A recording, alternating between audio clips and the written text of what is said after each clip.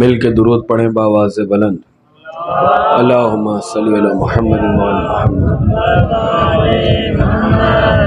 اعوذ باللہ السمیع العلیم من الشیطان اللعین الرجیم، حسبنا اللہ نعم الوکیل نعم المولا ونعم النصیر۔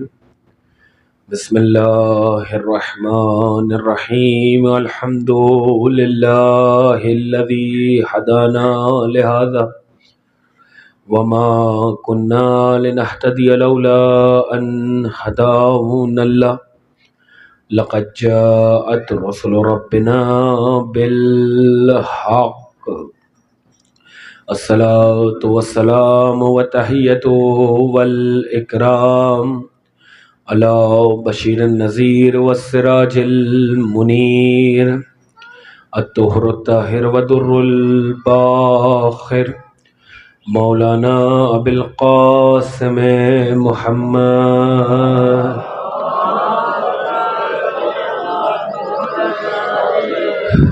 واہل بیتہ الطیبین الطاہرین المعصومین المظلومین المنتخبین المنتجبین المیامین الہداۃ المہدیین لا سیما ابن عمہ ووصیہ ونجیہ وباب مدینۃ علمہ والنائم فی بیتہ ولباس زینۃ المحراب والمسجد والمنبر فاتح البدر والحنین والخیبر قاتل مرحب وامر وانتر امام المشرقین ساجد القبلتین والد الحسنین الذی امام المشارق والمغارب نقطۃ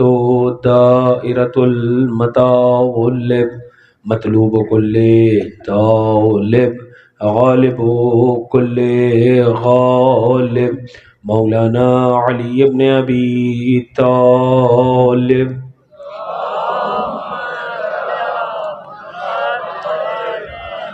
اما بعد فقد قال اللہ سبحانہ وتعالی فی محکم کتابہ المجید وفرقانہ الحمید وهو اصدق الصادقین وقولہ الحق ان اکرمکم عند اللہ اتقاکم صلوات۔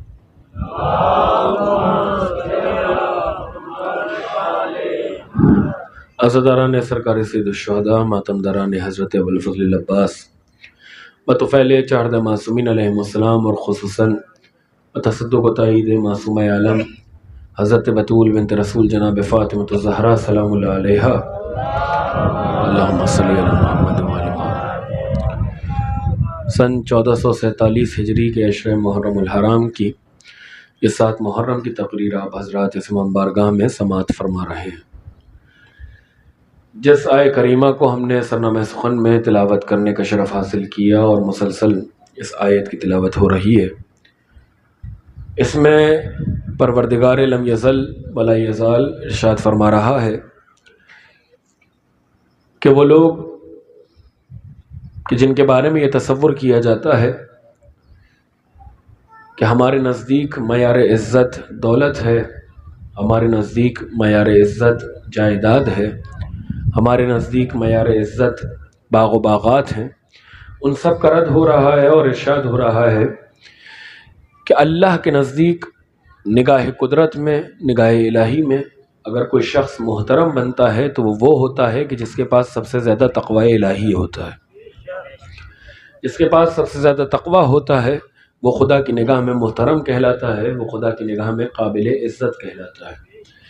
اور پھر انسان کی پہچان کرواتے ہوئے قرآن آگے بڑھا اور سورہ انسان سورہ حل اتی میں آواز دی کہ بسم اللہ الرحمن الرحیم، حل اتی علی الانسان حین من الدہر لم یکن شیئا مذکورا انا خلقنا الانسان من نطفۃ امشاج نبتلیہ فجعلناہ سمیعا بصیرا انا ہدیناہ السبیل اما شاکرا و اما کفورا۔ سنو انسانوں سنو، شروع کی 3 آیتیں، سنو انسانوں سنو، کیا تم پر ایک ایسا وقت نہیں آیا کہ تم قابل ذکر نہ تھے؟ ہم نے تمہارا ذکر کیا تو تم قابل ذکر بن گئے۔ انا خلقنا الانسان من نطفۃ امشاج نبتلیہ فجعلناہ سمیعا بصیرا۔ پھر اس کے بعد ہم نے نطفہ بنا کے تمہیں رحم مادر میں رکھا، ہم نے تمہیں ایک نجس قطرے سے خلق کیا، پھر تمہیں سماعت بھی دی، تمہیں بصارت بھی دی۔ ٹھیک ہے، انسان کو اس کی شناخت کروائی جا رہی ہے، اس کی پہچان کروائی جا رہی ہے کہ تم اپنی اوقات کو سمجھو، تم اپنے آپ کو پہچانو، تم اپنے آپ کو جانو کہ تم ہو کیا۔ هل اتى على الانسان حين من الدهر لم يكن شيئا مذكورا۔ کیا انسان پر کوئی ایسا زمانہ نہیں آیا، کہ انسان پہ کوئی ایسا وقت نہیں آیا کہ یہ قابل ذکر نہ تھا؟ ہم نے اس کا ذکر کیا تو یہ قابل ذکر بن گیا۔ یعنی انسان پر ایک ایسا زمانہ گزرا ہے کہ جب یہ ذکر کے قابل ہی نہ تھا، اس نے ذکر کیا تو یہ قابل ذکر بنا۔ انا خلقنا الانسان من نطفۃ امشاج نبتلیہ فجعلناہ سمیعا بصیرا۔ ہم نے اسے ایک نجس قطرے سے خلق کیا، ایک آب مخلوط سے خلق کیا، اور اس کے بعد ہم نے اسے سماعت بھی دی، اسے بصارت بھی دی۔ وَإِنَّا هَدَيْنَهُ السَّبِيلَ، تیسری آیت، إِنَّا هَدَيْنَهُ السَّبِيلَ إِمَّا شَاكِرًا وَإِمَّا كَفُورًا۔ ہم نے اس انسان کی ہدایت سبیل کی جانب کر دی، اب یہ اس کی مرضی ہے کہ اس سبیل کو اپنا کے شاکر کہلائے یا اس کو ٹھکرا کے کافر بن جائے۔ ہم نے انسان کی ہدایت سبیل کی جانب کر دی، ہم نے انسان کی ہدایت سبیل کی جانب کر دی، اب یہ اس کی مرضی کہ اس ہدایت کو اپنا کے شاکر کہلائے اور اس ہدایت کو ٹھکرا کے کافر بن جائے۔ اختیار انسان کو دیا۔ مالک اس انسان کے بارے میں تھوڑا سا کچھ اور بتا دے کہ یہ انسان ہے تو کیا ہے۔ کا پڑھو قرآن، سورہ مومنون نے آواز دی، لقد خلقنا الانسان من سلالۃ من طین۔ ارادے ہیں لقد خلقنا الانسان من سلالۃ من طین ثم جعلناہ نطفۃ فی قرار مکین ثم خلقنا نطفة علقة فخلقنا علقة مضغة فخلقنا مضغة عظاما فكسونا عظاما لحما ثم انشأناه خلقا آخر فتبارك الله احسن الخالقین۔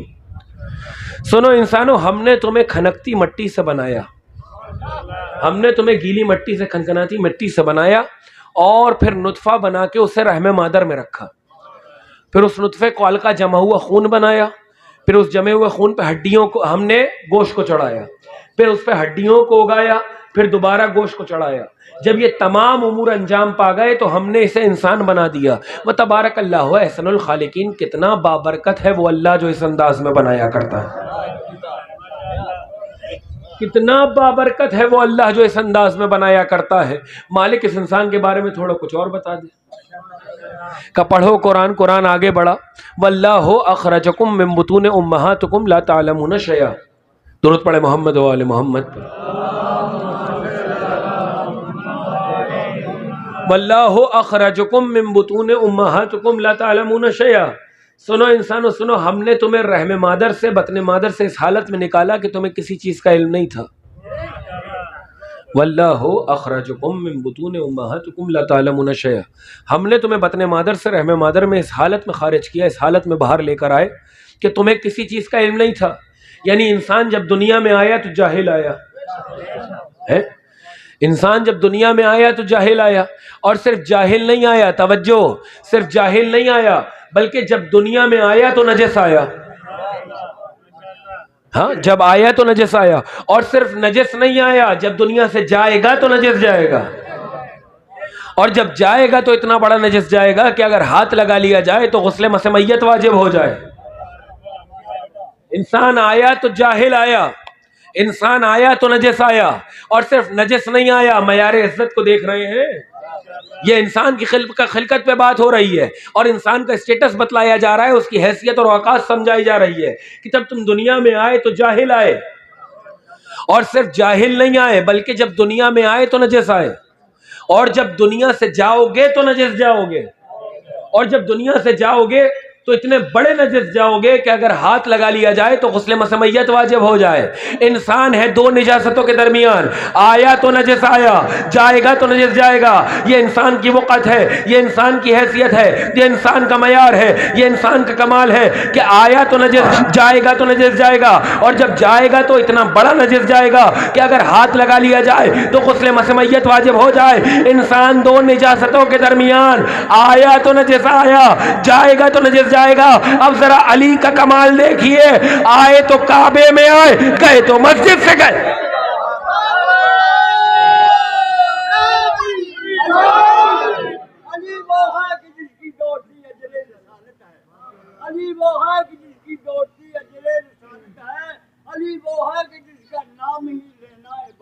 سبحان اللہ۔ علی وہ ذکر ہے کہ جس کا نام لینا ہی عبادت ہے۔ انہوں نے ایسے ہی نہیں پڑھ دیا، ان کو نہیں معلوم کہ اس کے پیچھے کتنی حدیثیں موجود ہیں۔ پیغمبر فرما رہے ہیں علی کی مثال کعبے کی مثال ہے، مثل علی کل کعبہ، علی کی مثال کعبے کی طرح ہے۔ توتا علیہ ولا تاتی، کعبہ حج کرنے والوں کے پاس نہیں جاتا۔ کیا سن رہے ہیں آپ؟ کعبہ حج کرنے والوں کے پاس نہیں جاتا۔ ہاں پیارا نبی، پیاری حدیث، ہم سے بھی حدیثیں سن لیا کرو۔ پیارا نبی، پیاری حدیث، علی کی مثال کعبے کی مثال ہے۔ اب خدا تمہیں نجف لے کے جائے، جب پہلے رواق سے داخل ہوگے تو اوپر یہ بڑی بڑی حدیث لکھی ہوئی ہے کہ علی کی مثال کعبے کی مثال ہے۔ یہ الگ حدیث ہے، جو سنا رہا ہوں الگ حدیث ہے۔ جو وہاں لکھی ہوئی ہے وہ یہ لکھی ہوئی ہے کہ علی کی مثال کعبے کی مثال ہے، جس کے گرد طواف کرنا عبادت ہے، جس پہ نگاہ ڈالنا فریضہ ہے۔ جس کا طواف کرنا فریضہ ہے، جس پہ نگاہ ڈالنا عبادت ہے۔ یہ حدیث ہے جو وہاں لکھی ہوئی ہے، لیکن جو حدیث میں سنا رہا ہوں، پیغمبر نے فرمایا علی کی مثال کعبے کی مثال ہے۔ توتی علیہ ولا تاتی، کعبہ حج کرنے والوں کے پاس نہیں جاتا،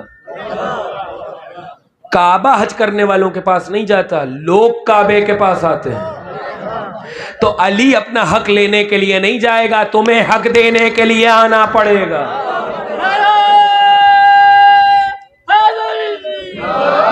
جو ہو رہی ہے، علی نہیں آئے گا، علی وہیں موجود ہے، تمہیں علی کے پاس آنا پڑے گا۔ اور عجیب بات ہے، میں ایک کتاب پڑھ رہا تھا، میری بات پر اعتماد کر لیجئے، حوالے چاہیے ہوں تو بعد میں لے لیجئے گا۔ کتنی حدیثیں دکھا سکتا ہوں، کتنے حوالے سامنے رکھ سکتا ہوں، تعلق میرے مسلک سے نہیں ہے۔ حدیث دیکھ رہا تھا، کتاب میں مطالعہ کر رہا تھا، نون کے چیپٹر پہ تھا، نون کے، اس کے نون کے۔ تو انہوں نے بزرگ شخصیت ہیں بھئی، اب خدمت کی ہے تو بزرگ ہیں، انہوں نے نون کے چیپٹر میں حدیثیں لکھی، النظر الی الکعبۃ عبادۃ، کعبے کی طرف نگاہ کرنا عبادت ہے، ایک حدیث۔ پھر انہوں نے لکھا النظر الی عالم عبادۃ، عالم کی طرف نگاہ کرنا، اس کے چہرے کو دیکھنا عبادت ہے۔ النظر الی مصحف عبادۃ، قرآن کی طرف نگاہ کرنا عبادت ہے۔ پھر انہوں نے ایک اور حدیث لکھی النظر الی والد عبادۃ، والد کی طرف نگاہ کرنا عبادت ہے۔ اب ذرا مجھے انصاف سے بتائیے، حدیثیں چاروں پہنچ گئی ہیں اب تک؟ انہوں نے نون کے چیپٹر میں یہ حدیثیں لکھی کہ کعبے کو دیکھنا عبادت، ہاں قرآن کو دیکھنا عبادت، عالم کو دیکھنا عبادت، والد کو دیکھنا عبادت، چاروں حدیثیں موجود ہیں۔ لیکن انصاف سے بتائیے، جب کعبے کو آپ دیکھ رہے ہوں گے تو قرآن کو نہیں دیکھ سکتے، جب قرآن کو دیکھ رہے ہوں گے تو عالم کو نہیں دیکھ سکتے، جب عالم کو نہیں دیکھ رہے ہوں گے تو والد کو نہیں دیکھ سکتے۔ اس کا مطلب ایک وقت میں ایک عبادت ہو سکتی ہے، یا تو کعبے کو دیکھیں گے، یا تو قرآن کو دیکھیں گے، یا تو عالم کو دیکھیں گے، یا تو والد کو دیکھیں گے۔ نبی نے کہا پریشان ہونے کی بات نہیں ہے، ایک ایسا بتا دوں گا کہ جس میں ساری صفتیں پائی جائیں گی۔ علی کو دیکھ لو، کعبے کو دیکھ لیا، علی کو دیکھ لو، قرآن کو دیکھ لیا، علی کو دیکھ لو، والد کو دیکھ لیا، علی کو دیکھو، عالم کو دیکھ لیا۔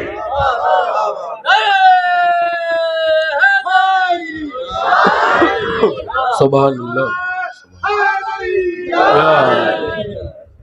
ہاں تو دیکھنا عبادت ہے۔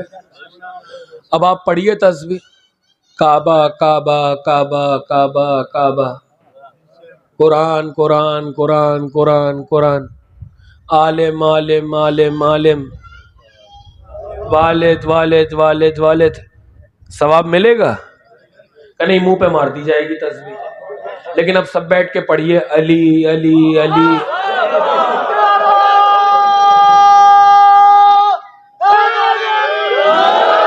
پڑھنے دیجئے، کیوں بیٹھ جاؤ؟ اس کو جو پڑھنا ہے پڑھے، یہاں پر کوئی قید و بند تھوڑی نا ہے، کوئی بات نہیں ہے، پڑھنے دیجئے۔ مجلس حسین ہے، یہ دروازے ہر آنے والے کے لیے کھولے ہوئے ہیں، نہ میرے باپ کا ذکر ہے یا نہ آپ کے باپ کا ذکر ہے۔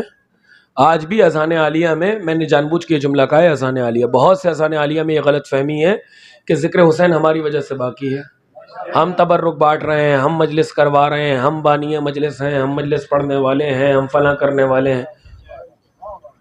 ذکر علی ہماری وجہ سے باقی ہے بھائی. آپ ذکر حسین سے باقی ہیں, ذکر حسین آپ سے باقی نہیں ہے. آپ ذکر علی سے باقی ہیں, ذکر علی آپ سے باقی نہیں ہے. اس لیے کہ انسان نہ کرے گا جو تیرے حق میں تکلم, تھوڑے بہت شعر میں بھی پڑھ لیتا ہوں. انسان نہ کرے گا جو تیرے حق میں تکلم, ماتم کی صدا دے گا پرندوں کا ترنم, آہوں میں بدل جائے گا غنچوں کا تبسم, دنیا یہ نہ ہوگی مگر اسلام رہے گا, شبیر بہرحال تیرا نام رہے گا.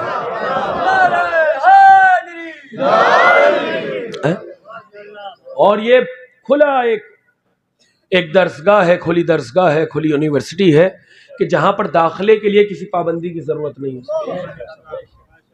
کہ آپ نے میٹرک کیا ہے نہیں کیا, آپ میٹرک پاس ہیں نہیں ہیں, آپ نے انٹر کیا ہے نہیں کیا, آپ بی کام کیے ہوئے ہیں یا نہیں کیے, نہیں. آپ دیگر یونیورسٹیز کی طرف جائیے, کالجز کی طرف جائیے, تو فرسٹ ایئر کے طالب علم کو سیکنڈ ایئر کی کلاس میں نہیں بیٹھنے دیتے. ایسا ہی ہے. بی کام کا طالب علم بی اے کی کلاس میں جا کے نہیں بیٹھتا, ماسٹرز کا طالب علم بی کام کی کلاس میں آ کے نہیں بیٹھتا. یعنی دیگر یونیورسٹیز میں کچھ کرائیٹیریا ہوتا ہے, کیا پڑھ لیا, کیا پڑھنا چاہتے ہو. یہ واحد یونیورسٹی ہے کہ جہاں داخلے کے لیے یہ نہیں پوچھا جاتا کہ میٹرک کر کے آئے ہو کہ نہیں, بی کام کیے ہوئے ہو کہ نہیں, جس مذہب, جس نسل, جس فرقے, جس رنگ کے ہو فرش اعضا پہ آ جاؤ. یہاں پہ کوئی سوال نہیں پوچھا جاتا سوائے ایک سوال کے, اور وہ سوال یہ ہے کہ بس اتنا بتا دو کہ حسینی ہو کہ یزیدی.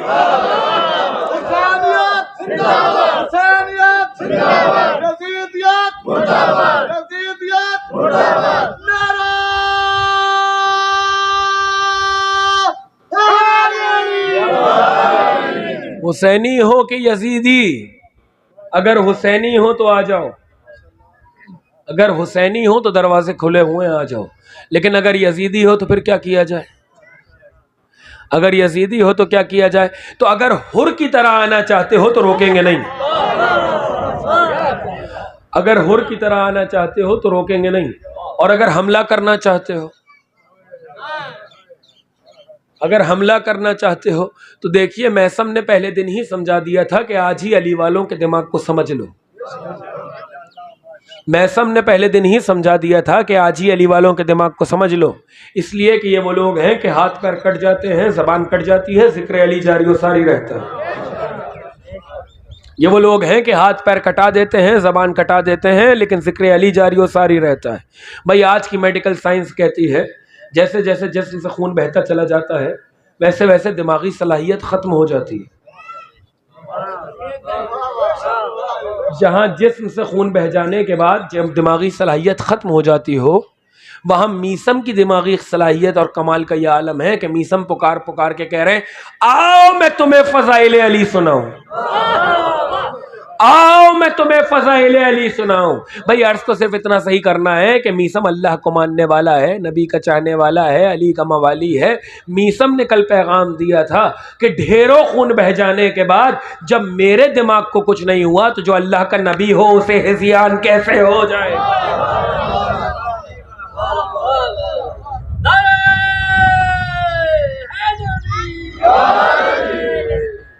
بھولے تو نہیں ہے گفتگو کہاں سے مڑی تھی. انسان دو نجاستوں کے درمیان, لیکن یہ طہارت علی کے کیا کہنے. آئے تو کعبے میں آئے, گئے تو مسجد سے گئے. اور قرآن پر جو نگاہ ڈالنا عبادت ہے, تو قرآن کوئی معمولی کتاب نہیں ہے, اللہ کی کتاب ہے جو خود چیلنج کر رہا ہے کہ اگر تمہیں کلام الہی, اس کے کلام الہی ہونے پر شک ہے کوئی, اگر تم پریشان ہو رہے ہو اور تمہیں پریشانی ہے کہ یہ اللہ کا کلام ہے کہ نہیں, تو فَأْتُوا بِسُورَةٍ مِّن مِّثْلِهِ. قرآن چیلنج کر رہے, جاؤ اس جیسا ایک سورہ بنا کے لے آؤ. اعجاز قرآنی کو دیکھیے. تمہیں اگر کوئی شک ہے, تم پریشانی میں ہو, تم گھبرا رہے ہو کہ یہ اللہ کا کلام ہے کہ نہیں, تو فَأْتُوا بِسُورَةٍ مِّن مِّثْلِهِ, جاؤ اس جیسا ایک کلام بنا کے لے آؤ, اس جیسا ایک سورہ بنا کے لے آؤ. پھر دائرے کو اور کم کیا, سورہ تو چھوڑو, جاؤ ایک آیت بنا کے لے آؤ, جاؤ ایک آیت بنا کے لے آؤ, اس جیسی ایک آیت بنا کے لے آؤ. تو یہ کس کو چیلنج ہو رہا ہے؟ میں نے کسی مقام پر عرض کیا تھا کہ اللہ نے اپنے جتنے انبیاء کو بھیجا, جتنے نبی آئے, جس زمانے میں آئے اس نبی کو ویسا ہی معجزہ دے کے بھیجا جیسی عادتیں وہاں پر رائج تھی. ہے بھائی جناب موسیٰ کے زمانے میں جادو بڑے عروج پر تھا، سحر بڑے عروج پر تھا، تو اللہ نے کیا معجزہ دے کے بھیجا؟ عصا بے دیا اور ید بیضا دیا ہے۔ اور کیا ہوا؟ جیسی چیزیں وہاں رائج تھیں، جو باطل چیزیں وہاں رائج تھیں، اسی کے توڑ کے لیے اللہ نے موسیٰ کو عصا دیا کہ یہ سانپ پھینکیں گے یہ اژدہا بن جائے گا اور ان سانپوں کو نکل جائے گا۔ جناب عیسیٰ ہے، جناب عیسیٰ کے زمانے میں طبابت بہت عروج پہ تھی، بڑی بڑی پریشانیوں کو اور بڑے بڑے مریضوں کو صحیح کر دیتے تھے۔ اللہ نے معجزہ کیا دے کے بھیجا؟ تم جو لا علاج مریض ہوں انہیں صحیح کر دو گے تو ہم اپنے نبی کو معجزہ دیں گے، یہ ٹھوکر مارے گا زندہ ہو جائے گا۔ تو اس زمانے میں جو ملتی جلتی چیزیں تھیں ویسے ہی معجزہ دیا۔ اس زمانے میں کہ جب عرب اپنی فصاحت پہ، اپنی بلاغت پہ کہ ہم جیسا تو کوئی بلیغ ہی نہیں، ہم جیسا تو کوئی فصیح ہی نہیں، ہماری گفتگو کا کیا کہنا، اور عربی واقعاً فصیح ہے، عربی واقعاً بلیغ ہے۔ میں اکثر کہتا ہوں عربی قرآن کی زبان ہے، قرآن کی زبان کو سیکھنا چاہیے، ہر انسان پر ضروری ہے کہ وہ سیکھے، کم سے کم قرآن کے لیے سیکھے۔ ہاں عمر گزر گئی لیکن عمر گزرنے کا علم سے کوئی تعلق نہیں ہے، ہر سن میں جس بھی عمر کے حصے میں ہو اس موقع پر سیکھا جا سکتا ہے، پڑھا جا سکتا ہے، اور ایسی بہت سی مثالیں موجود ہیں۔ تفتازانی ایک عالم ہے، اہل سنت کا عالم ہے، اس نے بلاغت پہ کتابیں لکھی ہیں، علم پر کتابیں لکھی ہیں۔ عمر کے آخر سب اس کو کہتے تھے کہ اتنا کور دماغ ہے کہ کوئی جو ہے وہ اس کے ذہن میں چیز نہیں آ سکتی، کچھ نہیں ہو سکتا، کوئی مباحثے کے لیے ساتھ تیار نہیں ہوتا تھا، تو گھر میں ایک بکری تھی اسے سامنے بٹھا کے مباحثہ کیا کرتے تھے، ایک بکری تھی اس کے سامنے بیٹھ جاتے تھے اور اس سے بحث کیا کرتے تھے۔ ایسا آدمی ہو گیا، ایسا آدمی ہو گیا کہ اس کا کوئی ثانی نہیں رہا، بڑھاپے میں سیکھا، تو کوئی سن نہیں ہے، کوئی عمر نہیں ہے۔ لاؤ اس جیسا ایک سورہ لے کر آ جاؤ، اپنی فصاحت پہ ناز کر رہے ہیں، اپنی بلاغت پہ ناز کر رہے ہیں، ہماری زبان کا کیا کہنا۔ اور قصائد لکھے جاتے تھے، قصائد سبعہ کہ جو 7 قصیدے ہوتے تھے، بڑے معروف ہیں، جا کے دیکھیے گا۔ نبی کے آنے سے پہلے انہیں کعبے کی چھتوں پہ، دیواروں پہ ٹانگا جاتا تھا، مشاعرے کی محفلیں ہوتی تھیں، بڑے بڑے شعراء شعر کہتے تھے کہ ہم فصیح ہیں، ہم بلیغ ہیں، ہماری زبان کا کیا کہنا، ہماری عربی کا کیا کہنا، ہماری تک بندی کا کیا کہنا، ہمارے جملوں کا کیا کہنا، ہماری فصاحت کا کیا کہنا، ہماری بلاغت کا کیا کہنا۔ قصائد سبع 7 قصیدے لکھے گئے اور انہیں کعبے کی چھتوں پہ ڈالا گیا کہ پھر فیصلہ ہو، اور اس میں ایک کو چنا گیا، اس میں ایک کو چنا گیا۔ اب ایسے زمانے میں کہ جہاں زبان ہی غرور ہو، اللہ نے اپنے نبی کو جو معجزہ دے کے بھیجا وہ قرآن ہے، قرآن ہے نبی کا معجزہ، اور وہی قرآن ان کے سامنے ان کو چیلنج کر رہا ہے کہ جو تم اپنی زبان پر ناز کر رہے ہو، اپنی فصاحت پہ ناز کر رہے ہو، اپنی بلاغت پہ ناز کر رہے ہو، تو جاؤ اس جیسا ایک سورہ بنا کے لاؤ۔ بھیا سمجھ میں آ گئی کچھ بات کیا کہہ رہا ہوں؟ جاؤ اس جیسی ایک آیت بنا کے لے کر آؤ۔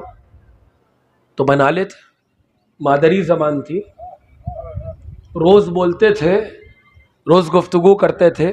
کیا قرآن عربی نہیں تھا؟ عربی تھا، مادری زبان تھی، روز گفتگو کرتے تھے، تو ایک سورہ بنا لیتے، نہیں بنا سکے، نہیں بنا سکے۔ اور جب مقابلہ نہیں کر سکے تو تلوار اٹھائی، اور تلوار کے زور پہ نبی کے ساتھ آئے۔ لیجئے ایک قانون تو یہیں پر بن گیا کہ جب علم کا جواب علم سے نہ دینا پڑے تو پھر تلواریں اٹھائی جاتی ہیں، تو پھر اسلحے اٹھائے جاتے ہیں، تو پھر مقابلہ تلواروں کے زور پر ہوتا ہے۔ اور اس زمانے میں ایک چھوٹی سی آیت لا کے 3 آیتیں، قرآن کی سب سے چھوٹا اور مختصر سورہ، لا کے کعبے کی چھت پہ دیوار پہ ٹانگ دیا گیا۔ اور وہ سورہ کون سا تھا؟ بسم اللہ الرحمن الرحیم، انا اعطینک الکوثر فصلی لربک وانحر ان شانئک هو الابتر۔ چھوٹا سا 3 آیتوں کا سورہ کعبے کی دیوار پہ ٹانگا گیا، جہاں قصائد سبع ٹانگے کرتے تھے۔ جب ان کافروں کی، ان مشرکوں کی نگاہ اس چھوٹے سے مختصر ترین سورے پر پڑی تو نیچے لکھنے پر مجبور ہو گئے، ان ھذا کلام البشر، یہ کسی بشر کا کلام نہیں ہو سکتا، یہ کسی بشر کا کلام نہیں ہو سکتا۔ تو نبی کا ایک معجزہ کہلایا قرآن، میں نے ختم کر دی گفتگو، نبی کا ایک معجزہ کہلایا قرآن، اور ایک کہلایا شہر علم کا باب۔ بھائی نبی کو اللہ نے 2 معجزے دیے، ایک اللہ کی کتاب، ایک شہر علم کا باب۔ نبی کے معجزوں کے لیے یہی دو دلیلیں کافی ہیں، ایک اللہ کی کتاب، ایک شہر علم کا باب۔ اور ایسا شہر علم کا باب کہ دیکھیے قاعدے کے سوال کا قاعدے سے جواب دینا اور ہے، اور بے قاعدہ سوالوں کا باقاعدہ جواب دینا اور ہے۔ میں نے جملہ کہا ہے، قاعدے کے سوال کو قاعدے سے جواب دینا اور ہے، اور بے قاعدہ سوالوں کا باقاعدہ جواب دینا اور ہے۔ اب کیسے کیسے سوال نہیں کیے گئے علی سے؟ دلیل علم نبی ہے نا علی۔ تھکے بیٹھے ہیں؟ ختم کر دوں گفتگو؟ بے شک، یعنی ختم کر دوں۔ مل کے درود پڑھے محمد و آل محمد۔ کیسے کیسے سوال نہیں ہوئے؟ بیٹھے پوری رات میٹنگ ہوئی، علی سے کوئی ایسا سوال کرو، جو سوال پوچھتے ہیں جواب دے دیتے ہیں، نہ سوچتے ہیں نہ تحمل سے کام لیتے ہیں۔ کسی نے آ کے بولا تھا یا علی کچھ سوچ لیا کریں، کچھ دیکھ لیا کریں، کہیں گے تیرے ہاتھ میں انگلیاں کتنی ہیں؟ کہیں گے مولا 5۔ کہ سوچا کیوں نہیں؟ تحمل سے کام کیوں نہیں لیا؟ کہ مولا کیسی بات کرتے ہیں، ہر وقت آنکھوں کے سامنے رہتی ہے۔ کہنے لگے جیسے یہ انگلیاں تیرے آنکھوں کے سامنے رہتی ہیں، یہ پوری کائنات علی کے سامنے اسی طریقے سے موجود ہے۔ علی کو سوچنے کی ضرورت نہیں ہے، علی کو سمجھنے کی ضرورت نہیں ہے، جو پوچھو بتا دیتے ہیں، جو پوچھو بتا دیتے ہیں۔ میٹنگ ہوئی، بھائی اتنی جلدی جواب دیتے ہیں، ان سے کوئی ایسا سوال پوچھو کہ جس کے 2 جواب ہوں۔ ایک اللہ کی کتاب، دوسرا شہر علم کا باب، یہ 2 ہی دلیلیں معجزہ نبی کے لیے کافی ہے، علم نبی کے لیے کافی ہے۔ ایسا سوال پوچھو جس کے 2 جواب ہوں، تاکہ جواب ہی نہ دے پائیں۔ صبح ہوئی، دروازے کھولے، مسجد میں آئے، صاحب ممبر سنونی ممبر پہ تشریف فرما تھے۔ خطبہ ختم ہوا کہ یا علی ہم نے ایک سوال پوچھنا ہے۔ کہ پوچھو۔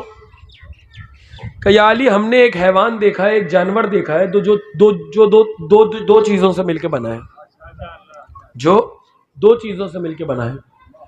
کہ کیا مطلب؟ کہ وہ کتے اور بکری سے مل کے بنا ہے۔ وہ جانور کتے اور بکری سے مل کے بنا ہے، اسے کہیے کیا؟ کتا کہیے یا بکری کہیے؟ اسے کتا کہیے یا بکری کہیے؟ علی نے کہا کوئی پریشانی کی بات نہیں ہے، کوئی مشکل کی بات نہیں ہے۔ اس کے سامنے جو ہے وہ گھاس پھوس رکھو، اور اس کے سامنے ہڈیاں رکھو۔ اگر گھاس پھوس کھائے تو بکری ہے، اگر ہڈی کی طرف بڑھے تو کتا ہے۔ اب مجھے نہیں معلوم کیا جواب ملا، لیکن ایک قانون مل گیا کہ جو ایسے ہوتے ہیں ان کی عادت یہ ہوتی ہے کہ وہ 2 چیزوں پر منہ مارتے ہیں۔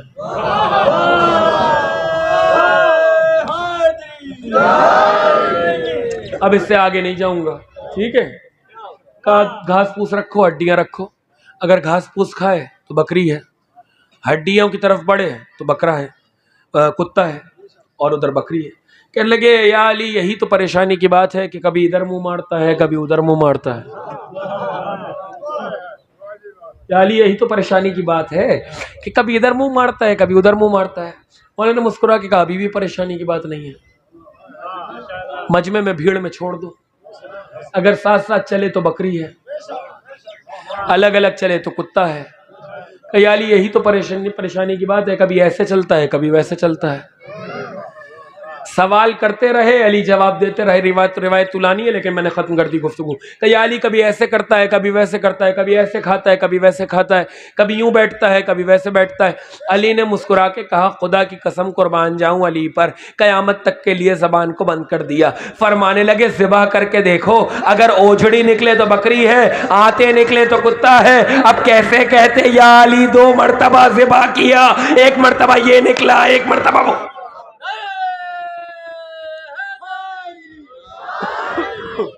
محمد والے محمد بلند صلوات اللہم صلی علی محمد و آل محمد۔ جس طرح عظمت آل محمد کا حق بنتا ہے ویسے درود پڑھیں محمد و آل محمد کا۔ اللہم صلی علی محمد و آل۔ تو یہ بھی علی، اور ایسا علی کہ دین مصطفیٰ کو جب بھی ضرورت پڑی یہ علی میدان میں نکلا۔ اور صرف یہ علی میدان میں نہیں نکلا بلکہ ان کا گھر کا چھوٹا علی بھی میدان میں نکلا، چھوٹا علی بھی میدان میں نکلا، اور ایسے نکلا کہ اپنے آپ کو گہوارے سے گرا لیا۔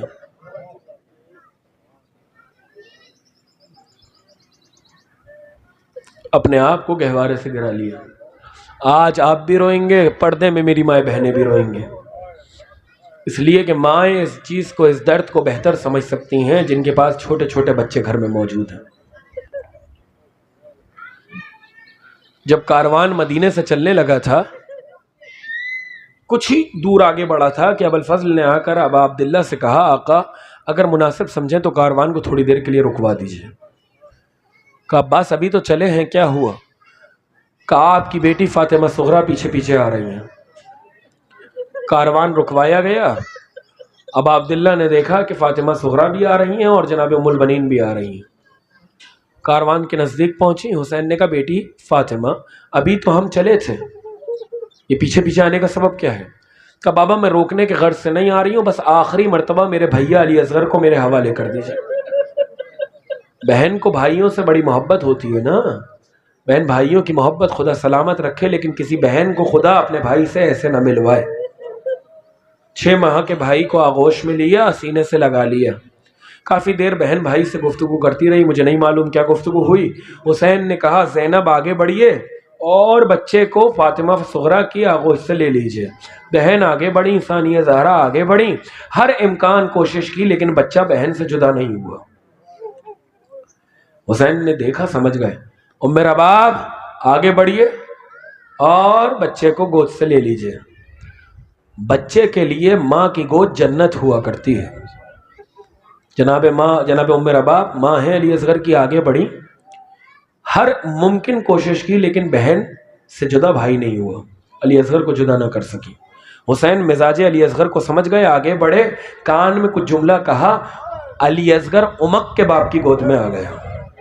مقتل میں مجھے نہیں ملا کہ باپ نے کیا کہا، بیٹے نے کیا سنا، ہاں لیکن میرا دل کہتا ہے کہ حسین نے کہا ہوگا اصغر اگر آج نہیں چلو گے تو کل کربلا میں سب سے بڑی قربانی کون پیش کرے گا؟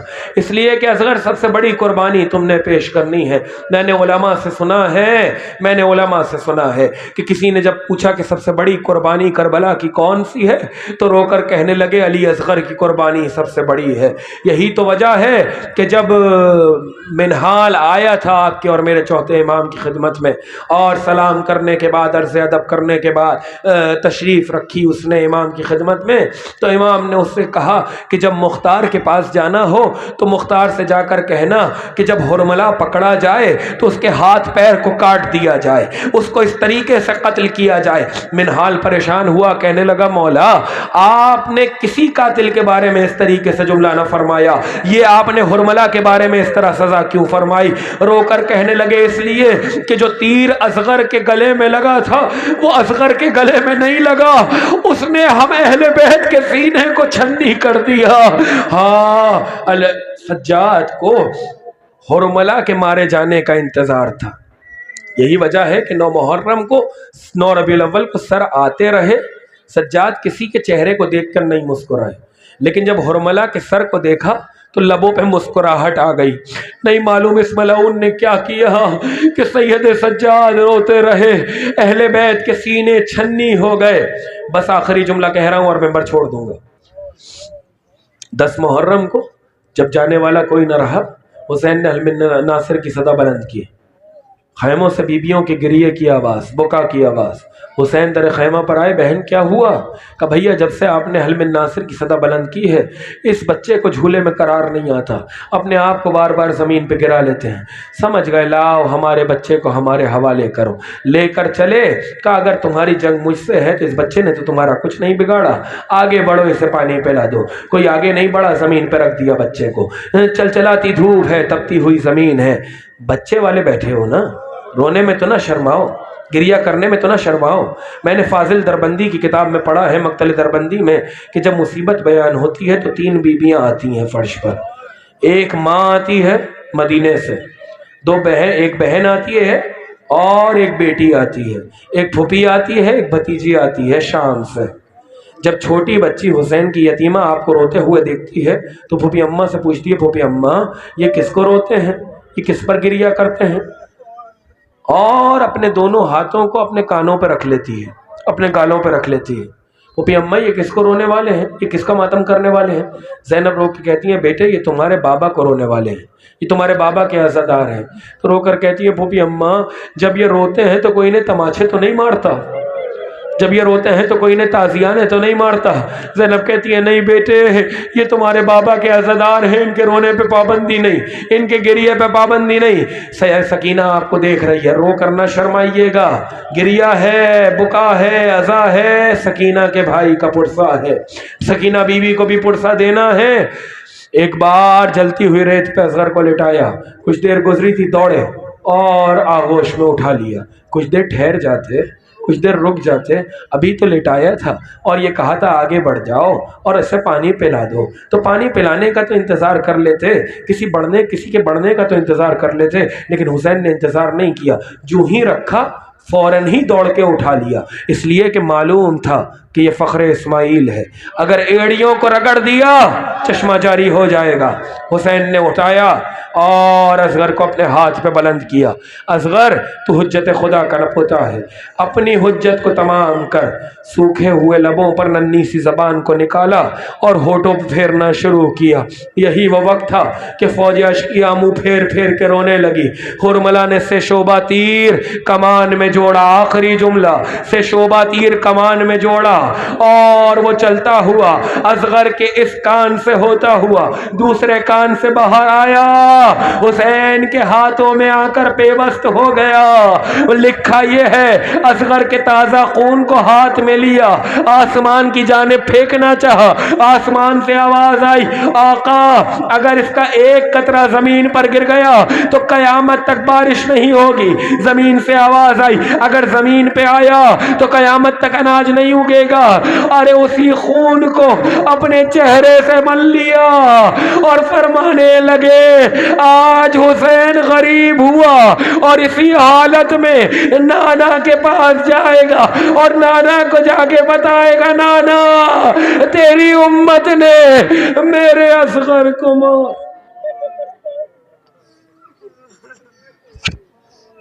الا لعنت اللہ علی القوم الظالمین وسيعلم الذین ظلموا ایام منقلبون۔